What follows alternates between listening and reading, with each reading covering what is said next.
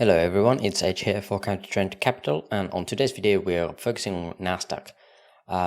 This is the only indice currently that seems to be a bit more bullish than the other ones. If we are comparing Nasdaq to S&P 500 or Dow, you can clearly see that Nasdaq has the potential of creating a very much more of a bullish outcome here overall. And what this would mean is that we would most likely be very close to the all-time highs here once this whole wave structure is complete. Before that though, we would need to create these 3s and 4s. There's a couple of different ways of looking at this and how you want to be labeling this, but based on how this currently looks, I really like how we have it labeled right now, where we are either just completed the wave 3 of this structure here as a 1, 2, 3, or that we have a bit less of a bullish scenario where this wave 4 here, wave 3 would be at these tops. But I like this scenario, how I've got it labeled at the moment, a bit better. Now let's zoom in a bit closer and see what we have here more locally. Sorry, but these are again been jumping around since we had the contract switch and everything. Of course, on TradingView gets shifted around up or down a bit. But nevertheless, let's take a look at this. So overall, what I think on most indices is better looking as a 3-way structure. There are ways to label this structure as a 5 as well, especially like ES has the potential of having this a bit like a 5 wave. It doesn't have the best look. Why? It's just because we have so many overlapping structures in the middle here. Although we don't have overlap with the potential wave 1, 2, and wave 4, so wave 1 low and wave 4 top here, don't have that overlap. But the issue is that within this wave 3, we would have so many overlaps here that it does not really fit too well to have that kind of structure within a wave 3, right? So that is the only reason why I kind of like this being 3-wave a bit better.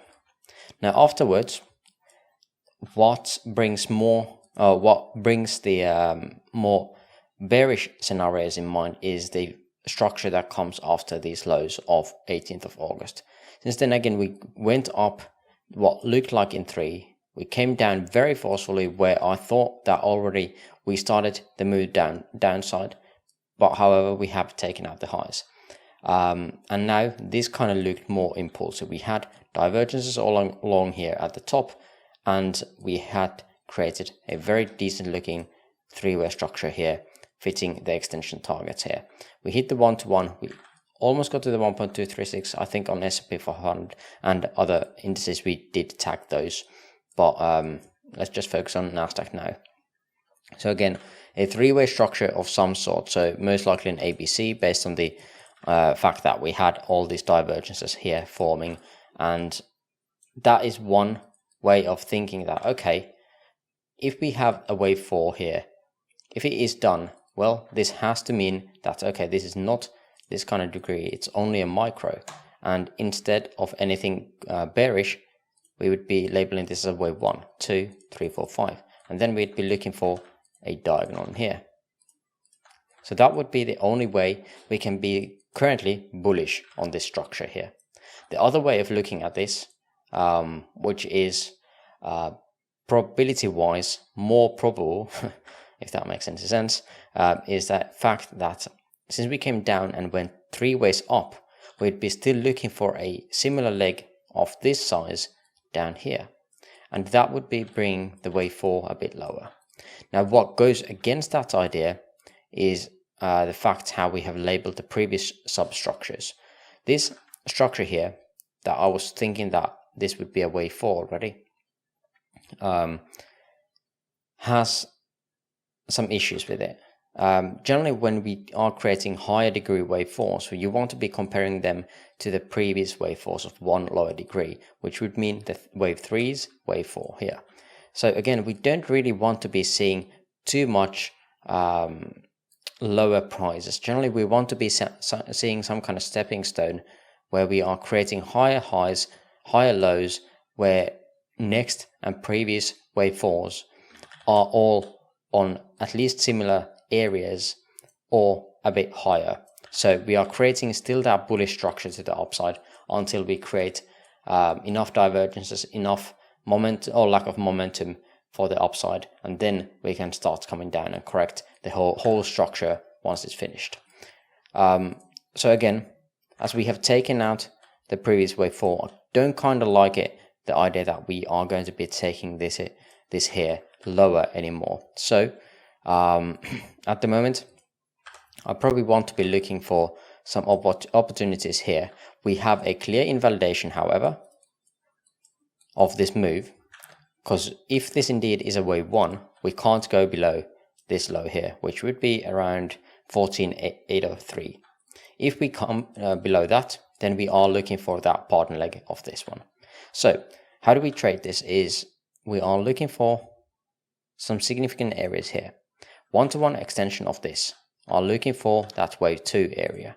If we are looking at some kind of volume profile, let's see if we can get anything here. We are already at one of the volume high volume nodes here. Let's actually bring this back up here. One-to-one, we still have some volume here, but it is lacking later on. If we are bringing this in, there is still some volume spike here where we had the previous lows established here, where we found support before we moved up, and that is still within this third wave target, not a wave 3 target. That is a clear difference there, right? So if this again brings this kind of structure into an ABC, then we have our targets between these numbers, 15,222 or 14,913. If we go any past that, okay, here, then it's no longer a good looking trade. Also, what we can be looking at is some kind of 50% retracement or the golden poker. There's not really much that lines up with these too well. One-to-one is kind of close to the 0.618. Maybe that is the best area to look for long setups against the highs here, somewhere around here, and then putting a stop loss here and doing something like this. This would be one idea. Now, if this fails and you are not in a short on the indices, you probably need to just wait until we clarify this a bit, because there is still that chance that this whole thing is going to be creating this three-way structure that I just mentioned. So this one would be that color, and I don't really care about these two too much. So one-to-one would be 14,401, and that does not really have too much confluence. It's already bringing itself down below all these previous lows, which is not really a good sign of the fact that we could still be going up. But again, Nasdaq is kind of alone in the sense that all the other indices that we have are looking much more bearish. So until this breaks this low of 14,813, we can still hold our bullish thoughts. If we break that, I feel like this count that we have here going on might be broken completely.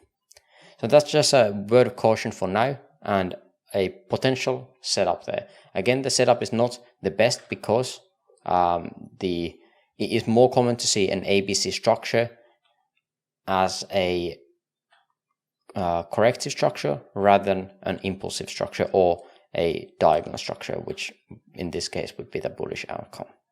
So keep those in mind and see if you want to be trading it. And if it comes back down here, then I would be looking for that opportunity.